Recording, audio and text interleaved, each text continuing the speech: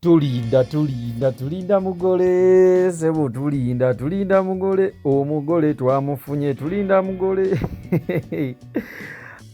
bajiza nnyo ku MMTV mwe bali nnyo kubeeranga mwekumira ku MMTV mwe bali nnyo ku subscribinga mwe bali nnyo ku likinga ate mwe bali nnyo ku commentinga tubeeranga tutambulira wamu fenna each and every single time gwe yakabanga wakafindinga channel eno subscribing wansi awo tulabike nga ate tutambulira wamu fenna each and every single time gwate eyagisanga edda gwe ya subscribing edda njalugamba nti chokola kyakabi nnyo wabali nnyo kwekuumira woku MMTV each and every single time bwe tujja live and direct. Wamala subscribing kona kade ako akagenda okujjaawo akagenda kubanga ateeka kutegeeza buli video gyetuteekayo each and every single time nga gwe asooka okugimanya.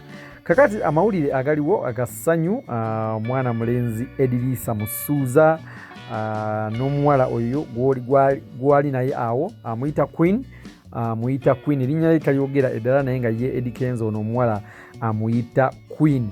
So Eddy Musuuza mumanyi ebyatuuka ku Eddy Kenzo omwaka ogwa 2019 gwali guli kuggwako awo mwezi gwalinga gwa August September ne bamukubako ekibaati ne badeeta omwami omupya ema namakula naleeta omwami omupya gwatabimanyi munnaye katukuzeeyoko emabega katono nnyo. Eddy Kenzo yali adeetinga omuwala oba omukyala gwe mumanyi obulungi nga Rema Namakula era nga babadde bonna okumala emyaka 5 bazaalayo n'akaana akawala bakayita ka Amal era nga buli kimu kigendera ddala mulungi maaso nga buli kirina okutambula. Naye ate bintu byagenda ne byononekaawo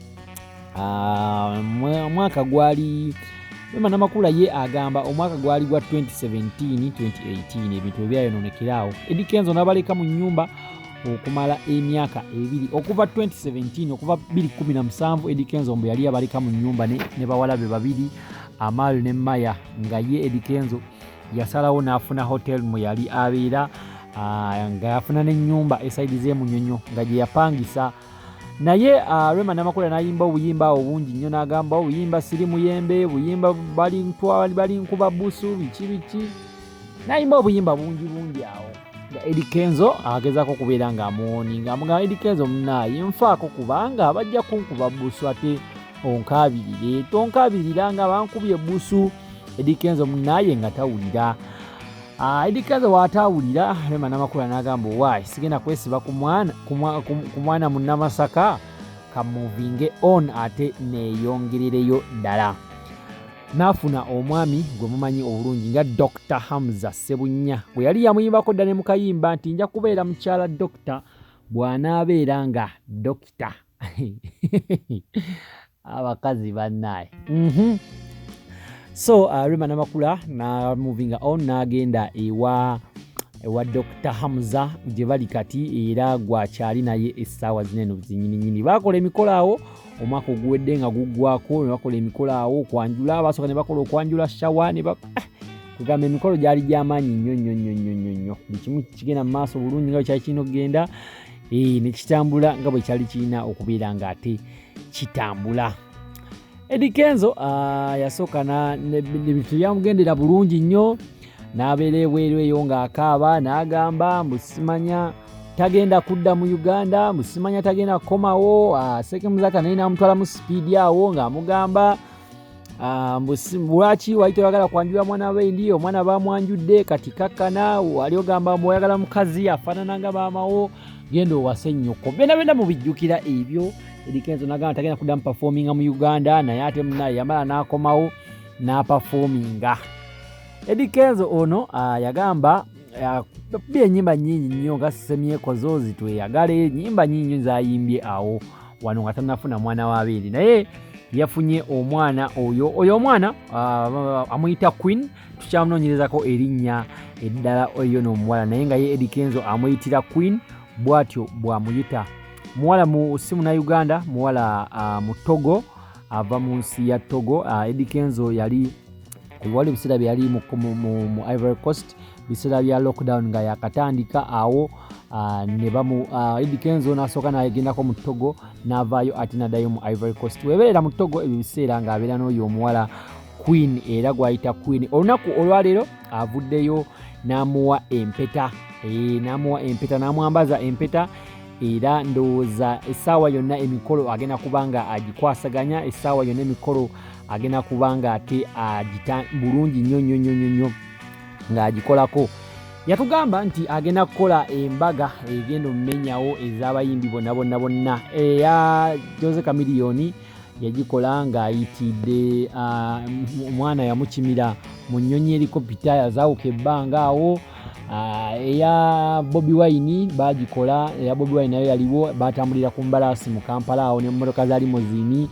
Bebe Kulu tanaba kubanga akola emikolo naye yagamba agenda kukola omukolo. So Eddy Kenzo naye yagambye agenda kukola omukolo okugenda okumenyawo egyabano gyonna. So gega amawulire agaliwo katulinde omukolo naye ng'omwana yamutaddewo empeta yankusibiddeawo era n'amusibira awo mu kifo kimu, teri kusaasagana, teri kubeera ng'ate avaawo, era yamusibidde awo, amuwadde empeta kankusibidde awo.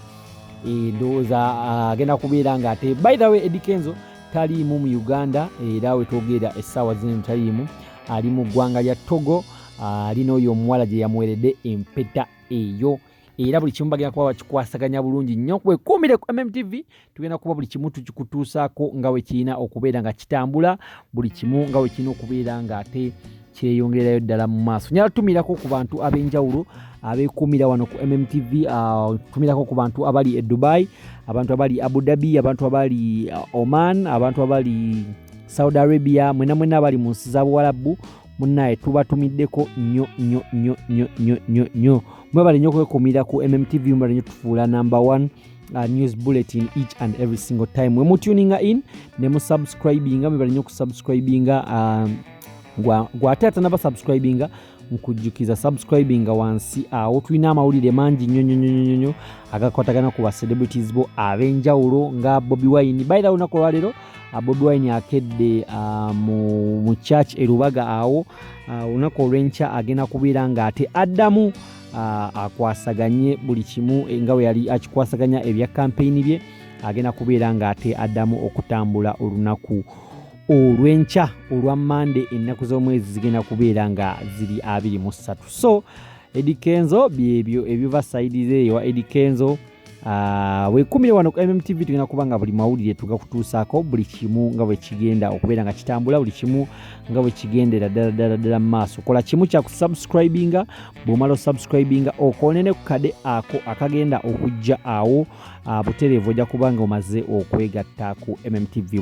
Munzikirize mbagalize olunaku olulungi oba ekiro ekirungi, ate tukwatagane olunaku olw'enkya. Mweraba.